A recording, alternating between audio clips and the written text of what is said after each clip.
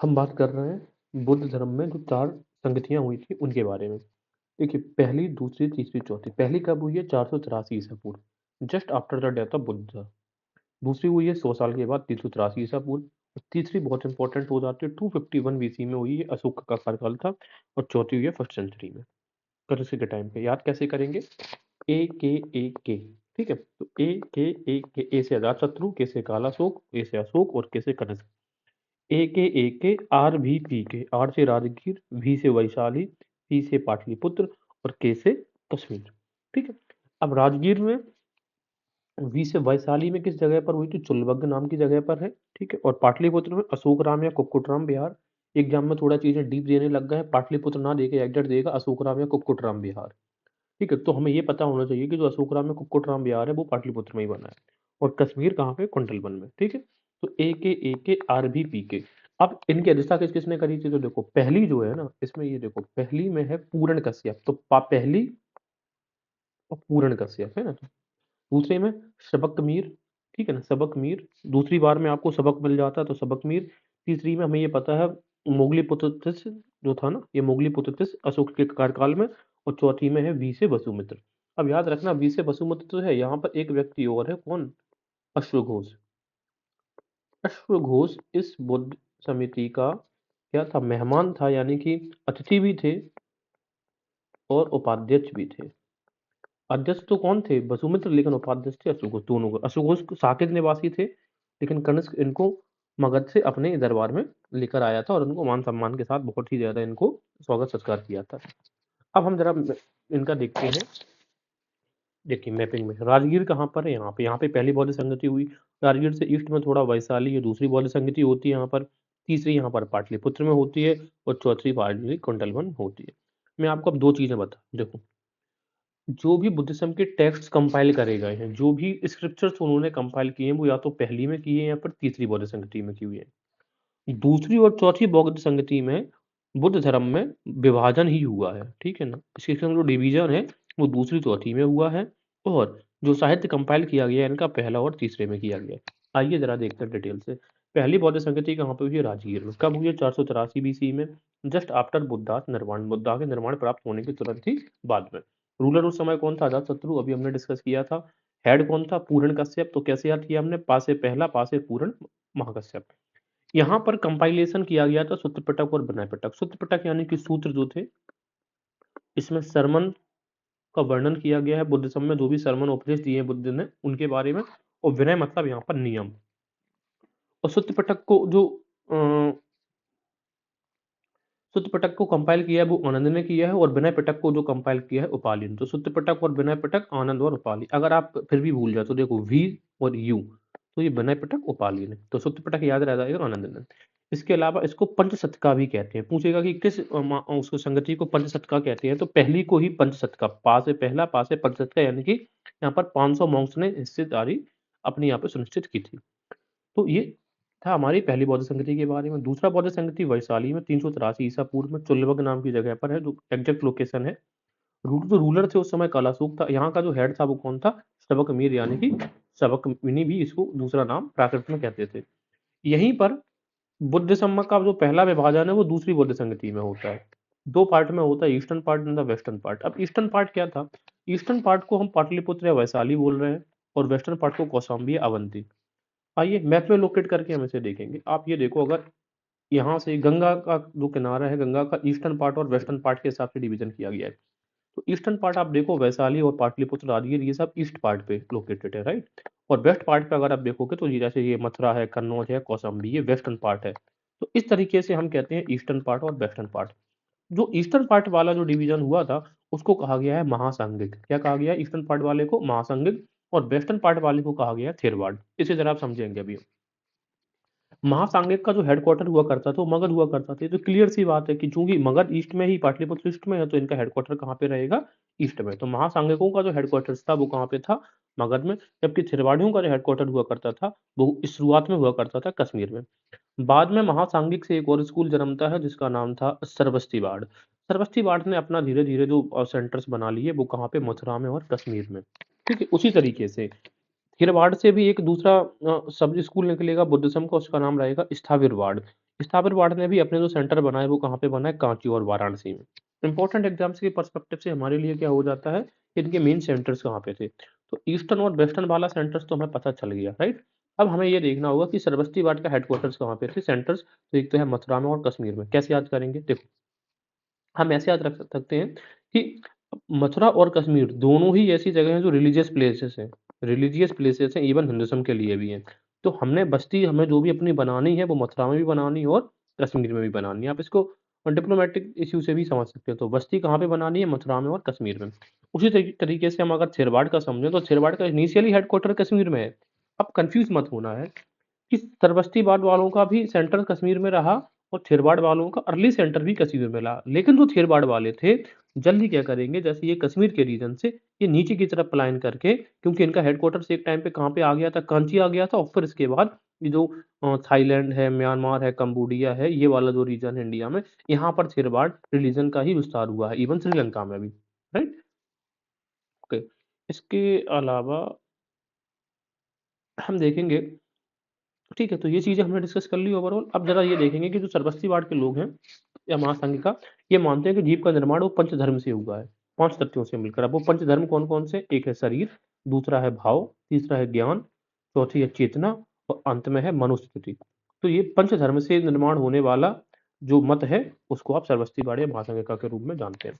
तो ये हमने देखा दूसरी बौद्ध संगति में क्या कुछ हुआ। अब तीसरी बौद्ध संगति में होगा क्या, कि जब दूसरी बौद्ध संगति में डिवीजन हो गया था तो तीसरी बौद्ध संगति जनरली थेरवाड़ के जो संप्रदाय था, इनके द्वारा इसको लीड किया जाएगा। चलिए देखते हैं। 251 बीसी में हुआ, क्योंकि अशोक के कार्यकाल में हुआ था तो बेहद इंपॉर्टेंट हो जाता है। अशोक राम या कुक्कुटराम विहार कहाँ पर है? पाटलिपुत्र में। एग्जैक्ट लोकेशन यही है इसकी।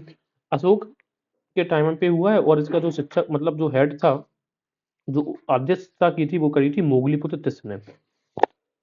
तो मोगलीपुत्र जो तिस्स था, इसी ने यहाँ पर एक और पिटक लिखा, उसका नाम था अभिधम्म पिटक। देखिए इससे पहले हमने क्या डिस्कस किया था, एक तो ये विनय पिटक और एक सुत्त पिटक।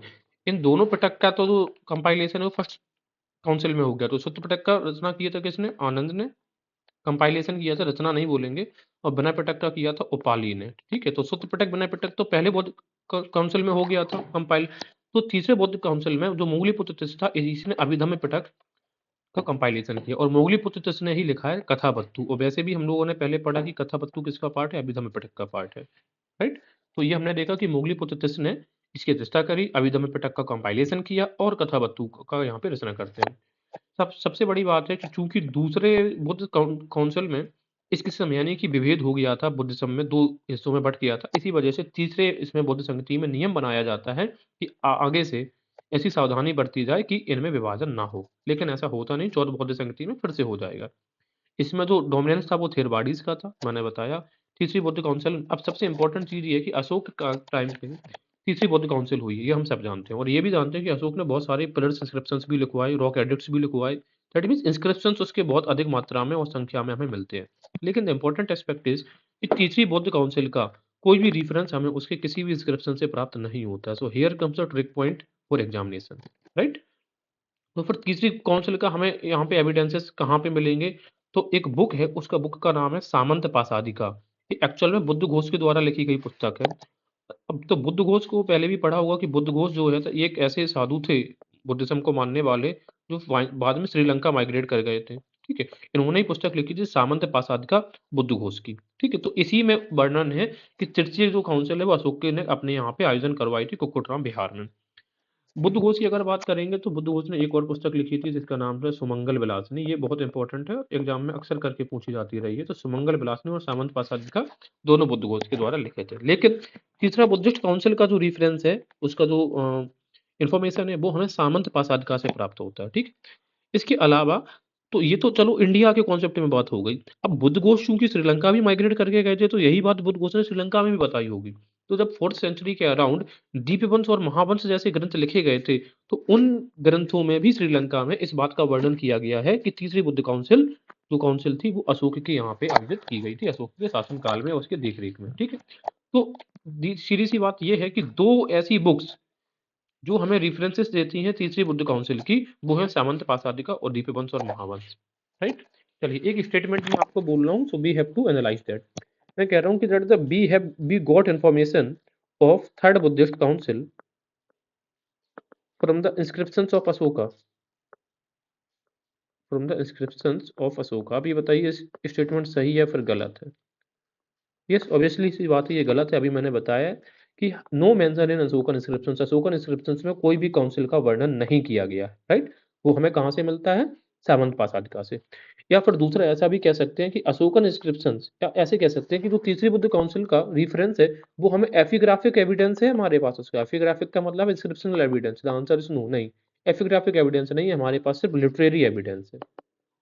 Only we have what? Literary evidence, right? तो ये थी तीसरी बुद्ध काउंसिल के बारे में इंपॉर्टेंट जो भी एस्पेक्ट्स थे वो हमने कवर किए। चौथी बुद्ध काउंसिल हम चलेंगे डायरेक्ट कश्मीर कुंडल वन। चूंकि अगर आप देखोगे ये कनिष्क के टाइम पे हुई, कनिष्क का साम्राज्य विस्तार ये था। यहाँ पर एक जगह है पेशावर, पेशावर इसका प्राचीन नाम है पुरुषपुर, और यहीं पर कैपिटल हुआ करती थी किसकी? कनिष्क की। तो अब चूंकि पेशावर यहाँ पर है, कश्मीर यहाँ पर है, दैट्स वाई कश्मीर भी इसके इंफ्लुएंस में था। इस वजह से जो चौथी बुद्ध काउंसिल का जो एरेना रहेगा वो रहेगा कुंडल वन। एग्जैक्ट लोकेशन है कश्मीर के अंदर। तो किसके शासनकाल में? कनिष्क में। हेड कौन था? वसुमित्र, मैंने पहले भी बताया था। लेकिन यहाँ पर जो उपाध्यक्ष था या फिर जो गेस्ट दोनों ये थे अश्वघोष। अब अश्वघोष के बारे में थोड़ी सी जानकारी करेंगे। अश्वघोष क्या थे? ये जनरली साकेत के निवासी थे। यहाँ पर आप देखो, ये है, देखो अयोध्या है ना, ये अयोध्या है, राइट? ये अयोध्या है। और यहाँ अयोध्या के चूंकि निवासी थे, लेकिन ये रह रहे थे पाटलिपुत्र यानी ये मगध के रीजन में। लेकिन जब ये कनिष्क अटैक करेगा इस पाटलिपुत्र पे, तो ये बुद्ध घोष, सॉरी, अश्वघोष को अपने यहाँ पे लेके जाएगा पुरुषपुर। तो इन्हीं को ही बाद में वो अपने दरबार में रखेगा, और यहाँ पर रहकर ही जो अश्वघोष है कई सारी बुक्स लिखेंगे। कौन कौन सी बुक लिखेंगे? तो बुद्ध, गौतम बुद्ध के जो भी परिवार वाले थे, यानी कि जो उनके भाई बंधु थे, उनके जीवन के बारे में, इवन बुद्ध के जीवन के बारे में भी अशुतोषी ने ही लिखा। जैसे बुद्ध चरित्र, बुद्ध के चरित्र का, जिसको रामायण बोला जाता है बुद्धिज्म का। उसी तरीके से सौंदर्य और सारिपुत्र, ये दोनों किसके थे? बुद्ध के सगे भाई बंधु थे। तो सौंदर्य आनंद और सारिपुत्र प्रकरण, ये दोनों एपिक है, महाकाव्य है, ये दोनों अशुतोष ने लिखी है, राइट? अब कमेंट्री की अगर आप बात करें, चूंकि वसुमित्र यहाँ पर चौथी बौद्ध काउंसिल के अध्यक्ष है, इस वजह से इन्होंने जो पुस्तक लिखी वो लिखी विभाष शास्त्र।